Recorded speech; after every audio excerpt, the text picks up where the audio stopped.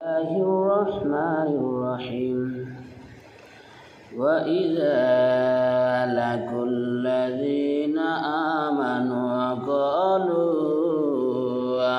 آمنا وإذا خلوا إلى شياطينهم قالوا إنا معكم إنما نحن মুস্তাযিউন। তারা মুমিনদের কাছে আসলে বলে আমরা ঈমান এনেছি, আর নিবৃত্ত শয়তানের সাথে মিলিত হলে বলে আমরা তোমাদের সাথে আছি। বস্তুত আমরা তাদের সাথে ঠাট্টা করি মাত্র।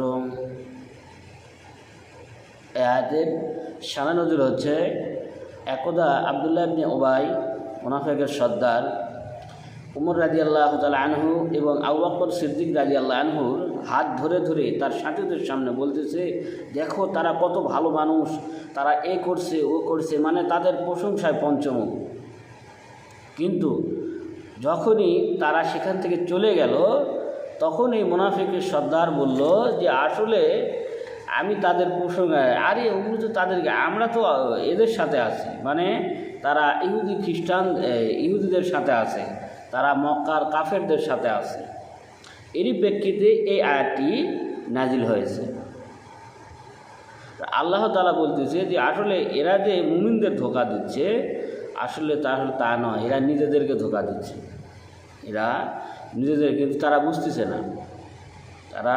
বুঝতেছে না যে আসলে তারা যখন আপনার শয়তানদের সাথে মিলে, এইরকম বহু সালাত আদায়কারী আছে যারা আল্লাহর দুশমনদের সাথে মিলিত হয়ে যাবে। আমরা তো খালি, আর আপনি পৃথিবীতে দেখবেন যত দরিদ্র শ্রেণীর মানুষ আছে তারা ইমানদার হয়ে থাকে, অর্থাৎ যারা ধনাঢ্য বড় বড় ব্যবসায়ী তারা আল্লাহর দুশমন হয়ে থাকে অধিকাংশ ক্ষেত্রে, সকলেই নয়, কিন্তু আসলে শতকরা 95%। এরপরে বলা হচ্ছে আল্লাহু ইয়াস্তা'যিউ বিহিম ওয়া ইয়ামুদ্দুহুম ফি তুগয়ানিহিম ইয়ামাহুন।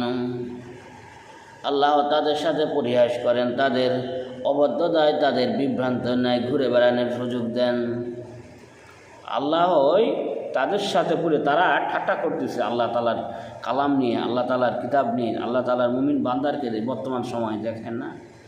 আল্লাহ বলতেছে তাদেরকে ঠাট্টা আমি করতেছি, কিন্তু তারা যে ধোঁকায় পড়তেছে সেটা তারা বুঝতেছে না। দেখবেন আজকে যারা সমাজে, রাষ্ট্রে যারা দরিদ্র শ্রেণীর মুসলিম, এদেরকে নিয়ে ওই যাদের মাল আছে তারা উপহাস করে, কিন্তু এই উপহাস তাদের একদিন কাল হয়ে যাবে।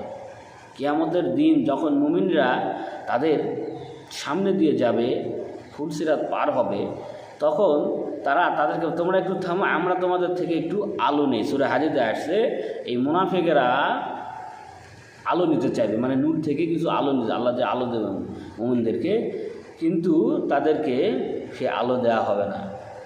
মানুষের ইমানের শক্তি অনুযায়ী মানুষকে আলো দেওয়া হবে, মানে নূর দেওয়া হবে কিয়ামতের দিন। কারো পায়ের এই যে বৃদ্ধাঙ্গুল পর্যন্ত আলো থাকবে, কারো গোটা এই আপনার পা পর্যন্ত থাকবে, কারো গোটা দেহ, কারো গোটা করে স্পষ্ট হবে। এভাবে মানুষের ইমান অনুযায়ী তাদেরকে আলো দেওয়া হবে। কিন্তু এদের সামনে যখন ভালো যাবে, এদের সামনে প্রাচীর পড়ে যাবে। সূরা হাদীদে আসছে এদের সামনে প্রাচীর, এক পাশে জাহান্নাম থাকবে, এক পাশে জান্নাত থাকবে, আর জান্নাতে অবস্থান করবে মুসলিমরা। এবং এই মুমিন বান্দাগুলো যারা পৃথিবীতে ধোঁকা দিচ্ছে, তাদেরকে তোমরা না ওই ব্যক্তি, তোমরা না আমাদের সাথে ইবাদত করতে, তখন তারা বলবে যে আসলে আমরা ইবাদত করতাম দুনিয়াবি ফায়দা হাসিলের জন্য, আমরা দুনিয়াবি ফায়দা হাসিলের জন্য ইবাদত করতাম, যার কারণে আমাদের কর্ম নিষ্ফল হয়ে গেছে। তখন বলবে যাও তোমরা পিছনে ফিরে যাও এবং চেষ্টা করো তোমরা আলো পাও কি না। আল্লাহ আমাদেরকে বোঝার তৌফিক দান করুক। আজ এতটুকুই। এরপরে আপনাদের সামনে কুরবানি বিষয়ে একটি আলোচনা পেশ করার চেষ্টা করবো ইনশাআল্লাহ। সুবহানাকা আল্লাহুম্মা ওয়া বিহামদিকা আশহাদু আল্লা ইলাহা ইল্লা আনতা আস্তাগফিরুকা ওয়া আতুবু ইলাইক। আসসালামু আলাইকুম ওয়া রাহমাতুল্লাহি ওয়া বারাকাতুহু।